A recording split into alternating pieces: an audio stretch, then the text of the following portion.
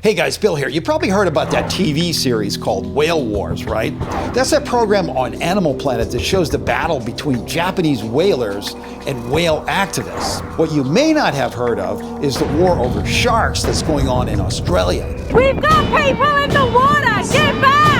You need to release that shark! This war is between government authorities in Western Australia who are trying to stop shark attacks on humans and shark lovers who are trying to stop government attacks on sharks. The state government is signalling tougher action to protect beach users against sharks. How this all got started is pretty simple. Western Australia is a mecca for tourism.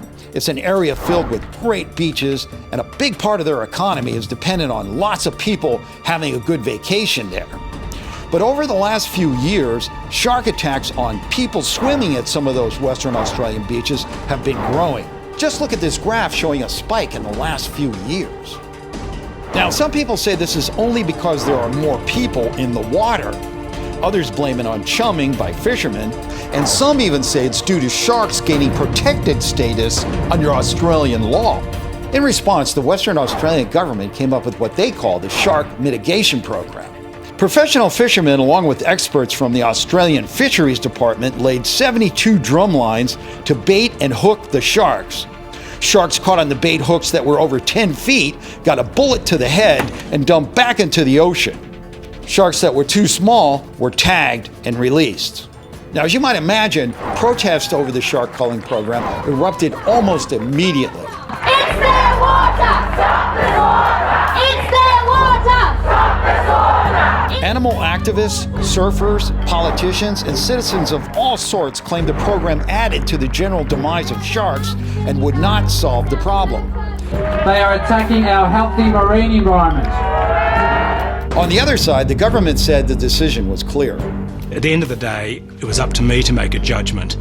Do I protect human life or the sharks? And I come down on the side of protecting human life. Joining the government in support of the shark mitigation program are families who lost loved ones to sharks and an Australian Association of Lifeguards. Queensland have been using drumlines for a number of years now.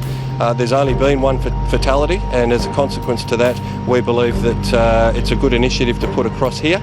Other supporters of the government program are a variety of fishermen and tourism interests that include diving operators. We've had people who walked in with their dive gear and they drop their dive gear off and they'll go, "Thanks, Simon, look, you can have that. I'm not going to dive again. I'm too scared."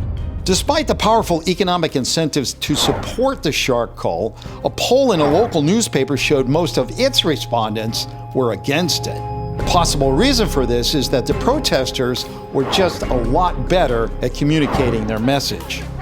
In a documentary by filmmaker Madison Stewart, the raw day-to-day shark battles between the government and the protesters was recorded in full living color. Fisheries constantly change their methods to prevent us from documenting the wounds inflicted on the animals they dump. This time they would drop the animal down their tender ramp while their boat was still moving. Only this time, we wouldn't let her fall. Up close we could check if she was still alive. We could see and document her wounds.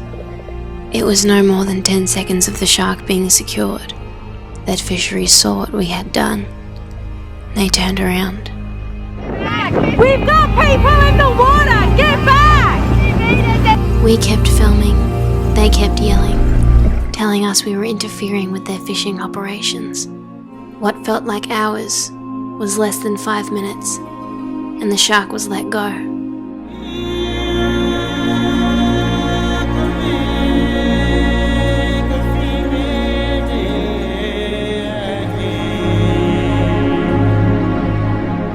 In an email interview, Madison told me she made the video so that the public could see the truth up close. She said that some of the smaller sharks that were under 10 feet and not supposed to be killed died anyway because they weren't taken off the hooks fast enough.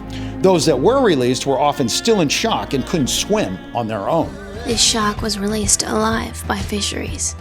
Their only action towards helping it survive was telling our divers that if they were to touch the animal, they would be fined. Negligence and recklessness, shark after shark, day after day, hook after hook, all in the name of trying to preserve that unique lifestyle of Western Australia. By the end of the 3-month program, 172 sharks were captured. Of those, 52 tiger sharks were destroyed because they were longer than 10 feet. No great white sharks were captured or killed during the program, even though great whites were solely responsible for the attacks on humans. The Australian government would like to continue their program for another 3 years, and that, my friends, brings me to the question of the day. Do you think the Australian government should continue with their shark mitigation program as is? Or do you think there's another way to protect humans from sharks while not destroying so many sharks? Let me know what your ideas are in the comments section.